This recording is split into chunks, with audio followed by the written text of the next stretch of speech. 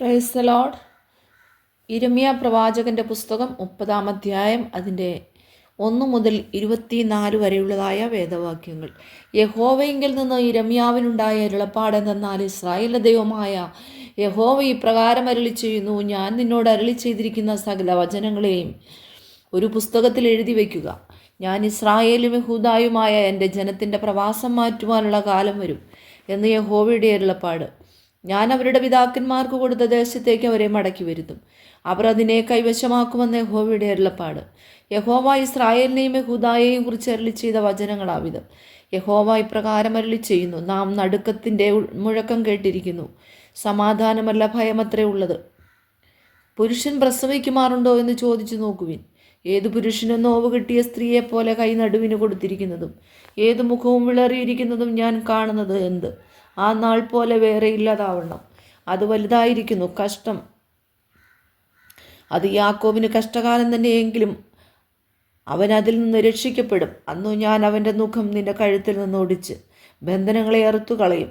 അന്യന്മാർ ഇനി അവനെ കൊണ്ട് സേവ ചെയ്യിക്കുകയുമില്ല എന്ന് സൈന്യങ്ങളുടെ യഹോവയുടെ അരുളപ്പാട്. അവർ തങ്ങളുടെ ദൈവമായ യഹോവയെയും ഞാൻ അവർക്ക് എഴുന്നേൽപ്പിപ്പാനുള്ള രാജാവായ ദാവീദിനെയും സേവിക്കും.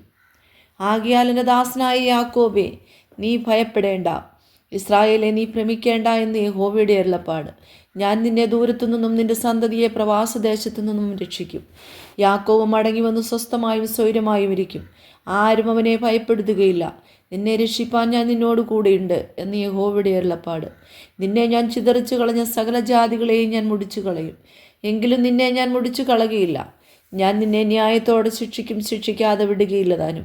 യഹോവ ഇപ്രകാരം അരുളി ചെയ്യുന്നു, നിന്റെ പരുക്ക് മാറാത്തതും നിന്റെ മുറിവ് വിഷമമുള്ളതുമാകുന്നു. നിന്റെ വ്യവഹാരം നടത്തുവാൻ ആരുമില്ല, നിന്റെ മുറിവിനിടുവാൻ മരുന്നും കുഴമ്പുമില്ല. നിന്റെ സ്നേഹിതന്മാരൊക്കെയും നിന്നെ മറന്നിരിക്കുന്നു. നിന്റെ അകൃത്യത്തിൻ്റെ ആധിക്യം നിമിത്തവും നിന്റെ പാപത്തിൻ്റെ പെരുപ്പവും നിമിത്തവും ഞാൻ നിന്നെ ശത്രു അടിക്കുന്നത് പോലെയും ക്രൂരൻ ശിക്ഷിക്കുന്നത് പോലെയും അടിച്ചിരിക്കൊണ്ട് അവർ നിന്നെ നോക്കുന്നില്ല. നിന്റെ പരുക്കിനെയും മാറാത്ത വേദനയെയും കുറിച്ച് നിലവിളിക്കുന്നത് എന്തിന്? നിന്റെ അകൃത്യത്തിൻ്റെ ആധിക്യം നിമിത്തവും നിന്റെ പാപത്തിൻ്റെ പെരുപ്പം നിമിത്തവുമല്ലോ ഞാനിത് നിന്നോട് ചെയ്തിരിക്കുന്നത്. അതുകൊണ്ട് നിന്നെ തിന്നുകളയുന്നവരെല്ലാവരും തിന്നുകളയപ്പെടും. നിന്റെ സകല വൈരികളും ഒട്ടൊഴിയാതെ പ്രവാസത്തിലേക്ക് പോകും. നിന്നെ കൊള്ളയിടുന്നവർ കൊള്ളയായിത്തീരും.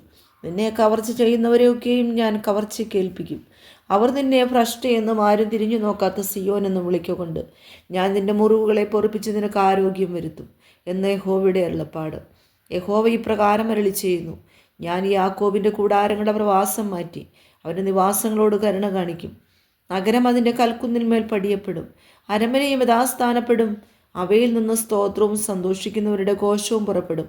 ഞാൻ അവരെ വർദ്ധിപ്പിക്കും, അവർ കുറഞ്ഞു പോകുകയില്ല. ഞാൻ അവരെ മഹത്വീകരിക്കും, അവർ എളിമപ്പെടുകയുമില്ല. അവരുടെ മക്കളും പണ്ടത്തെ പോലെയാകും. അവരുടെ സഭ എൻ്റെ മുമ്പാകെ നിലനിൽക്കും.